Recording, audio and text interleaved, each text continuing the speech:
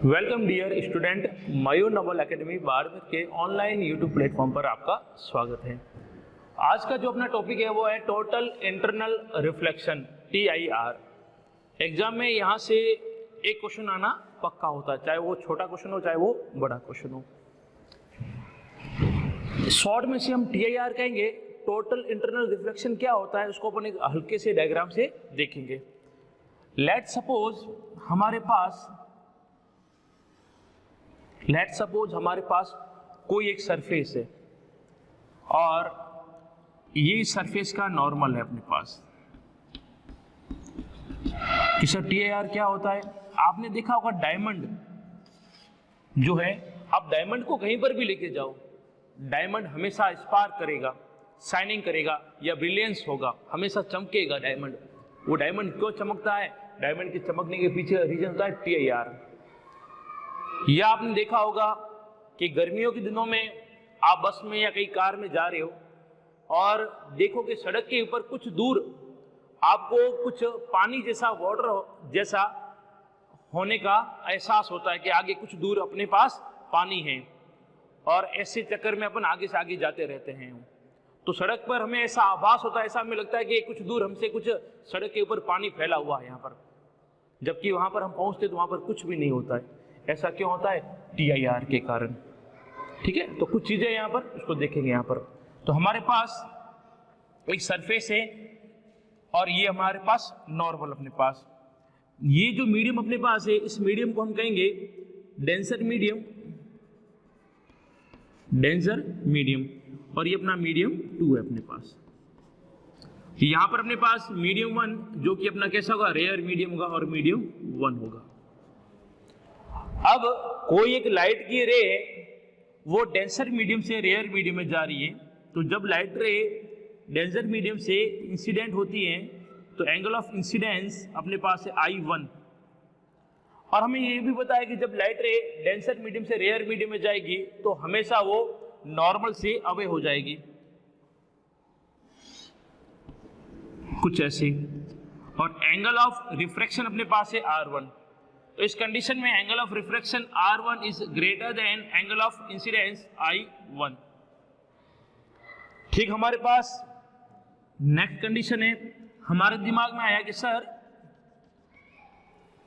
ये जो अपने पास एंगल ऑफ इंसिडेंस I1 है, इसको हल्का सा बढ़ा दिया जाए, इसको इंक्रीज किया जाए तो हमारे पास क्या होगा? देखते हैं क्या होता है। यदि आपने एंगल ऑफ इंसिडेंस को इंक्रीज किया तो हम देखेंगे इसका जो कोरस्पॉन्डिंग रिफ्रैक्शन एंगल है वो भी हल्का सा इंक्रीज हो जाएगा। कैसे? इसको देखो यहाँ पर। अब आपने एंगल ऑफ इंसिडेंस को I1 से बढ़ाकर कितना किया? I2 किया, तो इसका जो कोरस्पॉन्डिंग रिफ्रैक्शन एंगल है वो भी बढ़कर R1 से R2 हो गया। इस कंडीशन में अभी भी R2 बढ़ा है किससे? I2 से। ठीक है, और दिमाग में क्वेश्चन आया कि सर ये हमारे पास नॉर्मल है सर इस इंसिडेंस एंगल को और बढ़ाओ।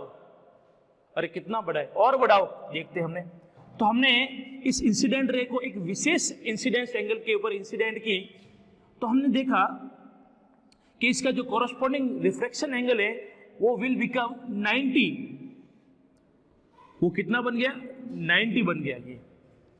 ये 90 बन गया, 90।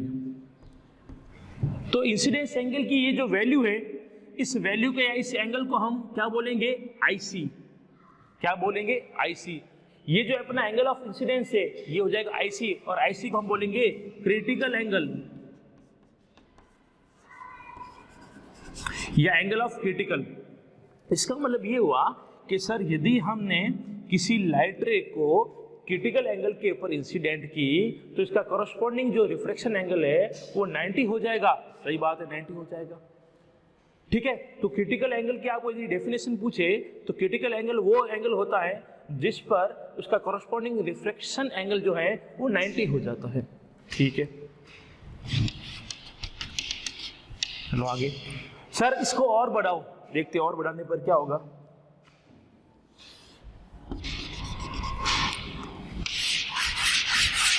ये अब हमने क्या किया कि अपना जो इंसिडेंस एंगल है उसको क्रिटिकल एंगल से बढ़ा दिया, तो आपका जो ये इंसिडेंट रे और इंसिडेंट रे का जो एंगल है incidence angle I3 is greater than IC। तो जब आपने इंसिडेंट रे को क्रिटिकल एंगल से ज्यादा एंगल पर इंसिडेंट की तो वो जो लाइट रे है वो किसी अनदर मीडियम में न जाकर वापस उसी मीडियम में बाउंस बैक हो रही है। और लाइट का ये जो फिनोमिना है इस फिनोमिना को बोलेंगे TIR, total internal reflection. When a light ray is incident on a surface with a greater than critical angle, the incident ray is bounced back in same medium. That phenomena is called total internal reflection. यदि आपकी incident ray उससे critical angle से ज्यादा angle पर incident करते हो तो वो इंसिडेंट रे किसी और मीडियम में न जाकर वापस उसी मीडियम में बाउंस बैक हो जाती है। लाइट का ये जो फिनोमिना है इस फिनोमिना को बोलेंगे टोटल इंटरनल रिफ्लेक्शन। यहाँ पर अभी तो आपने कहा सर यहाँ पर तो रिफ्रैक्शन हो रहा है, सर ने हेडिंग रिफ्लेक्शन लिखी है, रिफ्लेक्शन यहाँ पर मिल रहा है हमें यहाँ पर। तो हमारे पास दो पोजीशन इंपॉर्टेंट है, एक पोजीशन ये इंपॉर्टेंट है और एक पोजीशन अपने पास ये इंपॉर्टेंट है, दोनों पोजीशन अपने पास इंपॉर्टेंट है। ये अपने पास है TIR कब होगा तो इसको पूछते हैं अपन कि what is condition for TIR। ठीक है, what is condition for TIR। एक बार डायग्राम को नोट कर लेना, उसके बाद अपन इसको कंडीशन लिखते हैं। तो सबसे पहले इसकी डेफिनेशन हो जाएगी TIR की डेफिनेशन क्या हो जाएगी तो उसको अपन यहाँ पर देखेंगे। एक बार इसको नोट कर लीजिए आप।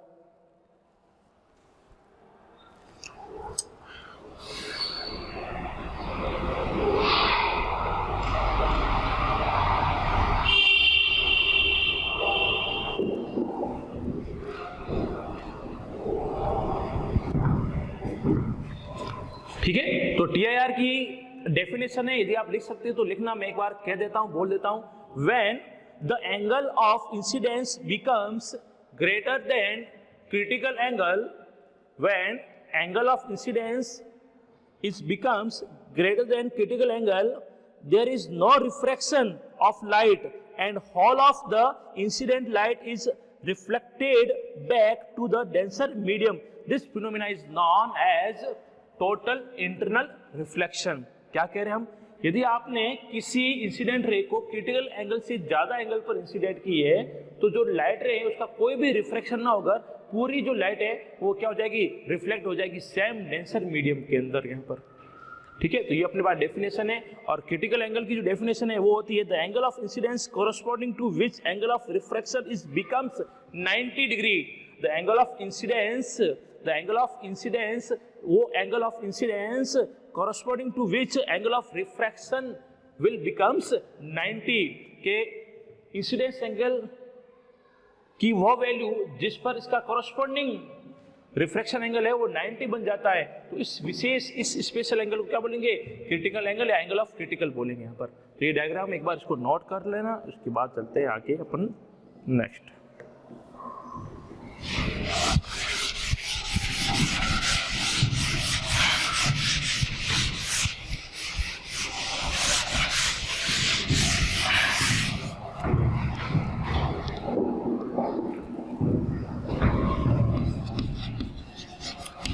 Condition for TIR। पहली कंडीशन, यदि आपने डायग्राम को ढंग से देखा होगा तो हमारी जो लाइट रे है वो डेंसर मीडियम से कहां जा रही है, रेयर मीडियम में जा रही है। तो सबसे पहली कंडीशन इसकी यही होगी कि the light must travel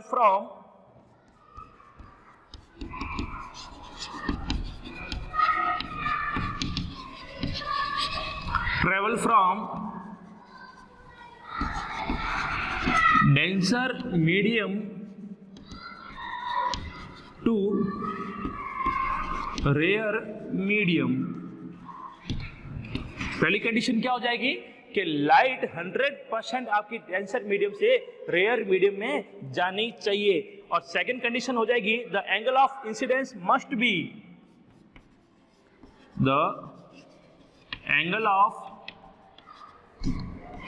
incidence must be, the angle of incidence must be greater than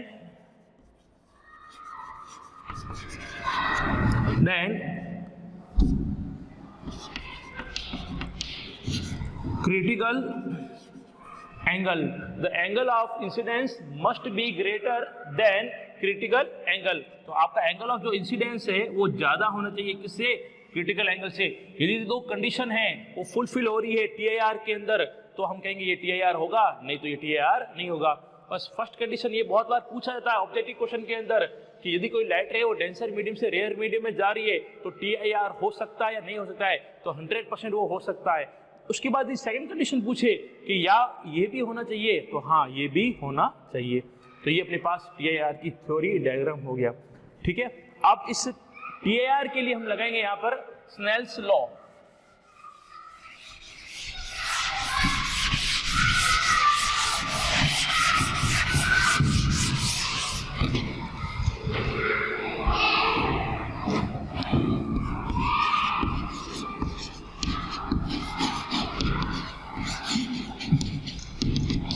by Snell's law.